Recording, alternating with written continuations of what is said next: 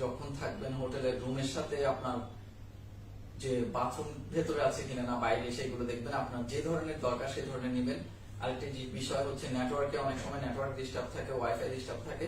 সেক্ষেত্রে আপনারা অবশ্যই একটু রুমের মধ্যে দেখবেন যে ওয়াইফাইটা আপনারা ঠিক মতো পাচ্ছেন কিনা, এটা আপনারা জিজ্ঞেস করে নেবেন।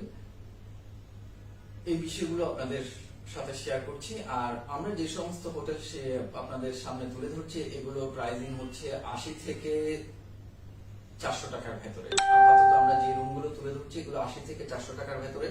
এরপরে 400 থেকে 1000-1200 টাকা এরকম স্টার মানের হোটেল, যেগুলো 5 স্টার হোটেল, এগুলো আমরা তুলে ধরার চেষ্টা করব। এখন পর্যন্ত যে হোটেলগুলো আমরা তুলে ধরেছি এই হোটেলগুলো 80 থেকে 400 টাকার ভেতর বিভিন্ন দাম ওঠানামা করে।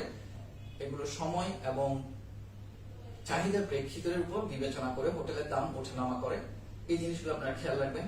সবাই ভালো থাকবেন, সুস্থ থাকবেন, সুন্দর থাকবেন। যে কোনো ধরনের প্রশ্ন থাকলে আপনারা আমাদেরকে করবেন, আমরা আপনাদের প্রশ্নের উত্তর দেওয়ার চেষ্টা করব। আর আমাদের চ্যানেলটি অবশ্যই একটু সাবস্ক্রাইব করে দিবেন, লাইক দিবেন, শেয়ার দিবেন, কমেন্ট দিবেন।